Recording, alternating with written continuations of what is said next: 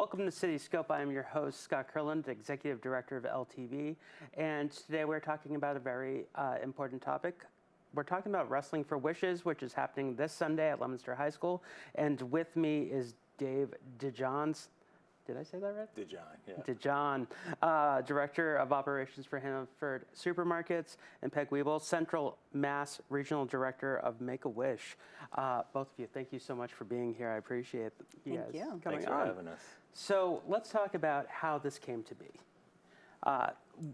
What did this start out as, for an idea? Well, this started out back in January when, we're always looking for new partners in the community, right? So I reached out to Dave with the hopes that he would be interested in helping us further our mission here in Central Mass.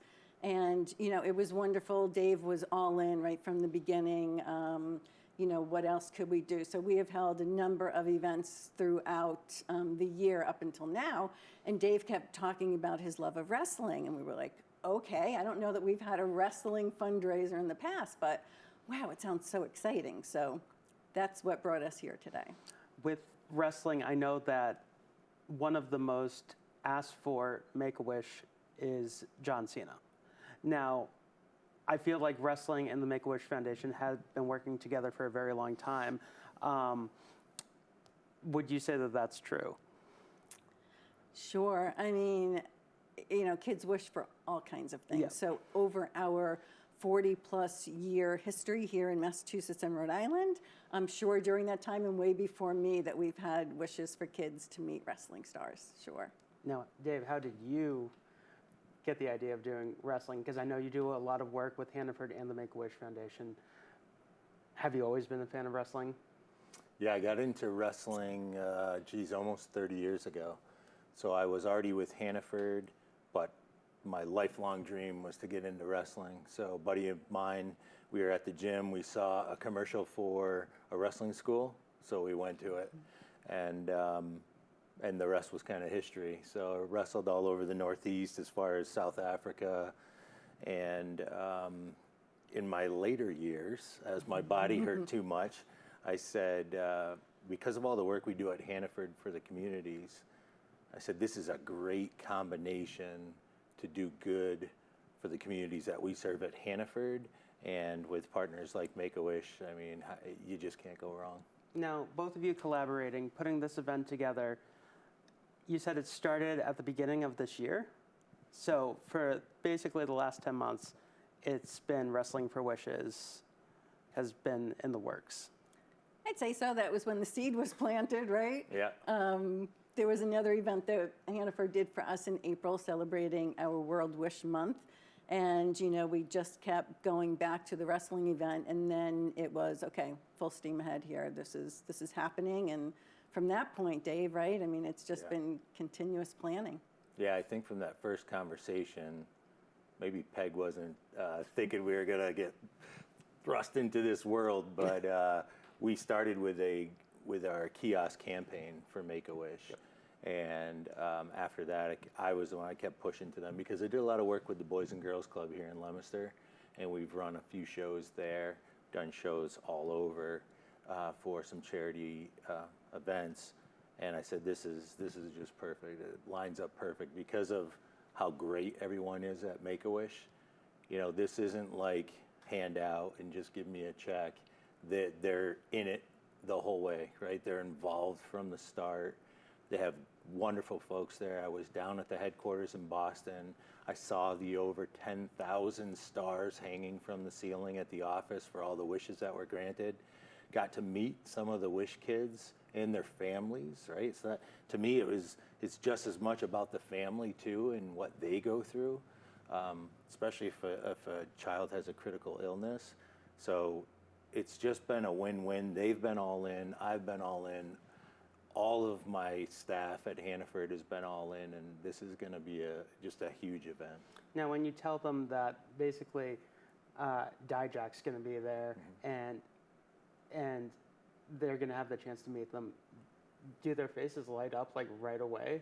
Oh yeah. So Monica from Make-A-Wish, her and I were talking just the other day, and there's going to be 20 Make-A-Wish families there and their children.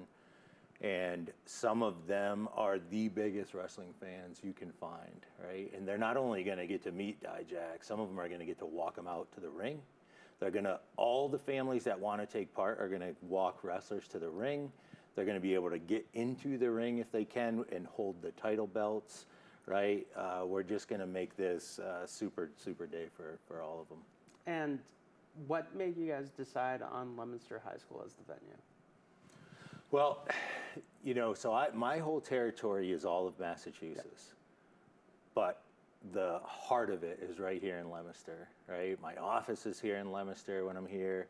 You know, we have stores here on Lancaster Street, in Lunenburg, in Twin City. So I said, this is really the concentrated piece of where we are so used to working with the community, so let's do it here. And, you know, the first 2 Wish kids I met were right here from Leominster. So how can you not, you know? When it's so hyper local, you know, how can you not?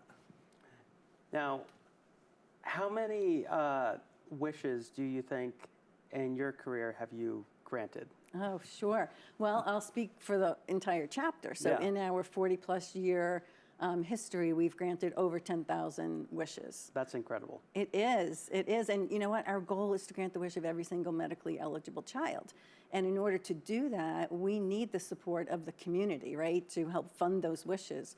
Right now, we have 650, a little over 650 kids who are in our pipeline. And our challenge is to have the funds prepared so that when their wishes are ready to go, we're ready to go. Do you remember the first project that you worked on for Make-A-Wish? I sure do.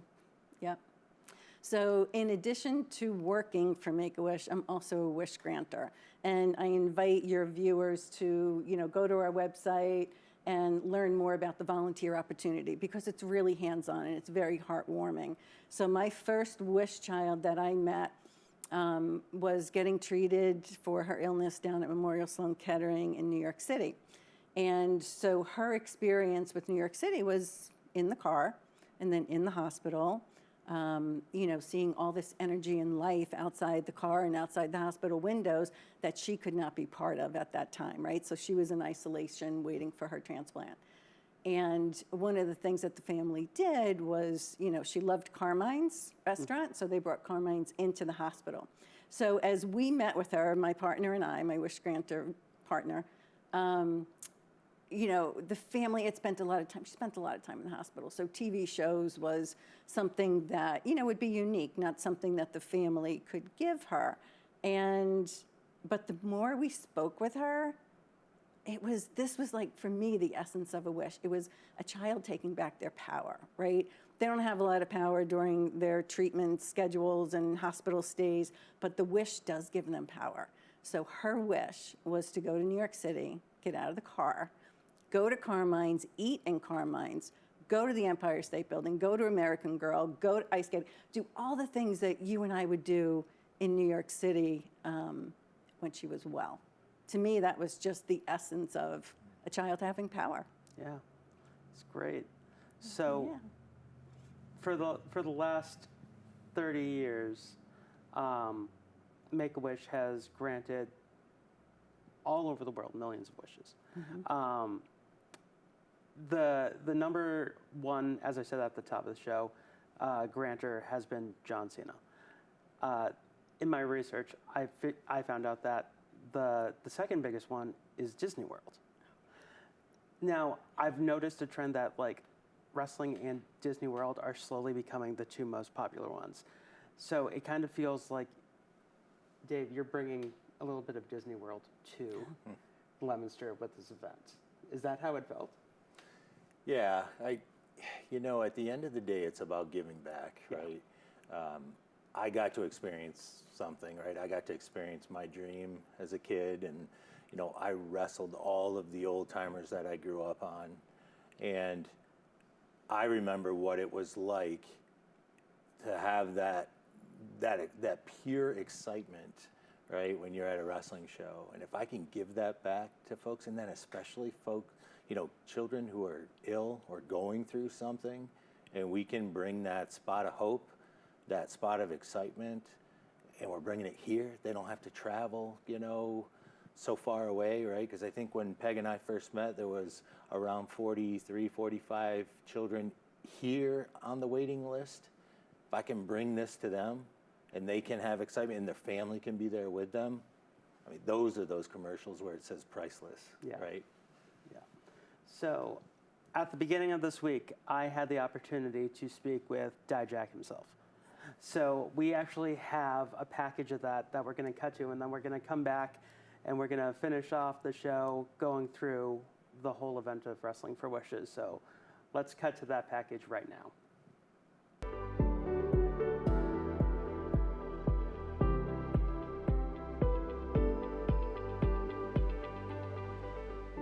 All right, we are here with Chris Dijak. Dijak, thank you so much for doing this. Yeah, thanks for having me. So we are talking about Wrestling for Wishes. How did you get involved? Well, World of Hurt and Shane Alden is the promotion World of Hurt and Shane Alden is a dude that I've been working with for a long time now, probably around a decade. Obviously, I was with WWE for a lot of that, but the first time he and I worked together was probably 2014 or so, and he had some shows coming up. He mentioned to me that Make a Wish was involved, and that one of them would be taking place at Leominster High School, which is a place I'm very familiar with. I didn't go to Leominster High, I went to Lunenburg High, but my mom was a teacher in the Leominster school system. She taught at Johnny Appleseed for 30 or 40 years. I myself went to Leominster High many, many times for basketball tournaments. I was even a coach at the Mark Osowski basketball camp back there in the late 90s, early 2000s. So yeah, it was an exciting opportunity to jump at, and I'm really excited to do it. Now, did Make a Wish reach out to your team, or did they reach out to WWE? How did they get you involved specifically? Um, I worked through Shane and World of Hurt. He's kind of the liaison between the two of us. I don't work for WWE anymore. My contract with them ended in June of this year. So I've been working independently for about 5 months now, or 4 months, I guess. So yeah, it's just it's a collaborative effort, and I'm really excited to do it and looking forward to it. Now, these kids, when they see you, they're gonna be so excited because the only time they've ever seen you before is literally on TV. So, what questions are you looking forward to hearing? Like, you're a lot taller on TV, or like the basic kid questions. Is there any ones that you've gotten in the past that you can't wait to hear? Usually, you'd be surprised. Usually, I get you look a lot shorter on TV, because in person, my height can kind of surprise people, especially because if anyone's ever watched me wrestle before, I do a lot of stuff that, historically tall guys don't do. So I think people assume that I'm a little shorter than I am. But yeah, when I walk up to them and I'm 6'7", they're usually very surprised about that. So that's usually a comment I get. If they're big fans of the wrestling product, they usually ask me about my NXT matches with Keith Lee, which are, you know, about 5 or 6 years old at this point, but it just seems to be this kind of recurring cycle where people are really interested in those series of matches, and they love to talk about it. So that's usually the line of questioning that I get. For a day, these kids are gonna feel like, they're like you and the rest of, uh, Yeah. basically the wrestlers that they grew up watching. So Mhm. for you, how does that feel to be able to give them that little, you know, let's say, taste of stardom? Yeah, no, that's the incredibly fulfilling part. That's the portion of it where any opportunity to put a smile on a kid's face is a huge blessing in my life. I'm very much looking forward to it, and I certainly think that they are going to enjoy themselves as well. Now, in addition to this, are you going to be taking questions? Are they going to be doing like a Q&A? Are they going to be doing signings? What else is going to be going on this day? I believe there's a signing. I'm not sure if there's a Q&A, but certainly I'm always open to any questions that anybody has during the meet and greet, during the signing. I don't know if there's a formal Q&A or not, but if there is, my dog is excited about it apparently. Um, if there is, I'm happy to do it, and I'm looking forward to that as well. Now, what is your favorite part of doing events like this? Definitely the kids. It's all about the kids, the smiles, the joy. Um, Anything I can do to give back to the community and the children, and do something to give them, that day of fun and joy is really what it's all about. Well, thank you so much, Chris. We're going to cut back to me in the studio now. So take it away, Scott. All right. Thank you, Scott. He's fantastic. He was great. So there is going to be a meet and greet. There is going to be a Q&A. Definitely meet and greet. Yeah. And folks can ask questions during the meet and greet, but there's an official meet and greet. We'll have a separate meet and greet for all our families, and then we have the opportunity for fans to have the meet and greet also with pretty much all the wrestlers. So as I said in the video, and you mentioned earlier, some of these kids are going to get to walk into the ring. Yeah. So they're going to feel like basically Dijak. They're going to feel like Batista. They're going to feel like a wrestler. Was that always the intent from the beginning? Yeah. Yeah, the intent is all about the experience, right? It's one thing to go to an event and just watch from the stands. It's another thing to take part in it and be a part of it. And that's that special moment, right? That's the unforgettable moment for a child that leaves and I was in the ring, or I walked Dijak to the ring, right? Or I walked Mikey Cheese or Shockwave or whoever it is. That's the moment, right? At the end of the day, a lot of folks won't remember who won or lost, but they'll remember those moments. Yeah, you mentioned Shockwave. When I saw Shockwave on the poster, I was like, oh, the kids are going to have a blast. Yeah. Yeah, he is literally a robot that comes out to the ring, right? We shut all the lights down. He glows in the dark, he lights up, and he transforms into this wrestler, and he's been all over Japan. He's amazing.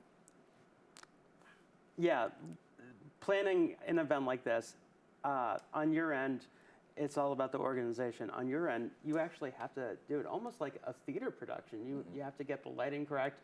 You need to get the staging correct. You need to make sure that the talent is safe. You need to make sure that the families feel, comforted.